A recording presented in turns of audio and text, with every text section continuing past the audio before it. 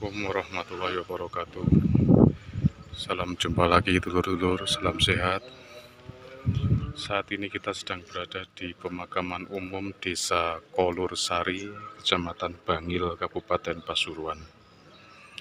Di sini ada salah satu makam pahlawan rakyat ini ya. Cuman nggak diakui sebagai pahlawan nasional, tapi beliau di mata atau di hati masyarakat Pasuruan merupakan pahlawan. Beliau adalah Pak Sakera. Beliau sebenarnya lahir di Raci, Pasuruan. Beliau sebenarnya masih keturunan bangsawan Keraton Sumenep, Madura. Kita masuk dulu ya. Assalamualaikum. Oh, ini ada apa? Binatang apa ini dulu? Bunglon. Kita bisa berkirim doa dulu kepada Pak Sakera dulu ya. Pak Sakera ini memiliki nama lain Pak Sagiman sebenarnya. Kita kirim doa dulu itu. Kita sudah berkirim doa kepada Pak Sakera. Jadi Pak Sakera atau Pak Sagiman ini pernah menjadi mandor perkebunan tebu milik Belanda.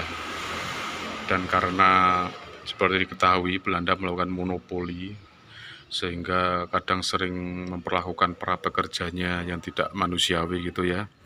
Akhirnya salah satu kaki tangan Belanda yaitu Carik Rembang terjadi perselisihan dengan Pak Sakera atau Pak Sagiman. Terjadi perkelahian dan akhirnya Pak Sakera membunuh Carik Rembang yang merupakan kaki tangan Belanda. Lalu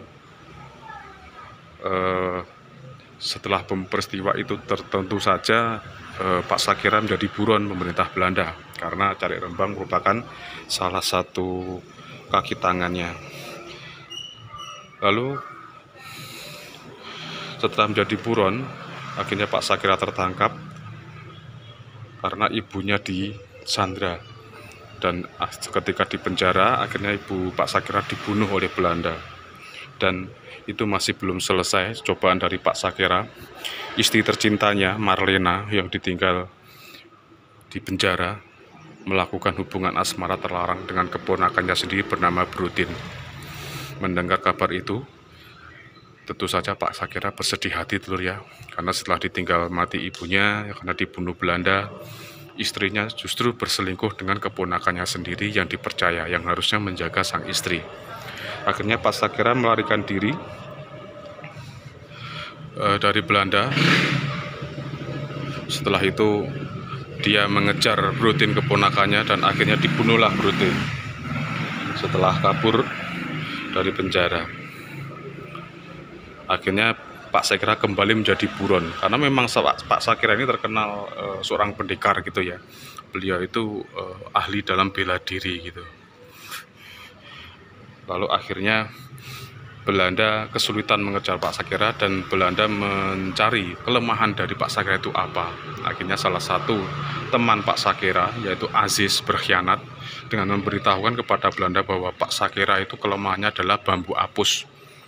Kalau Pak Sakera dipukul dengan bambu apus, tentu Pak Sakera akan kehilangan kemampuannya.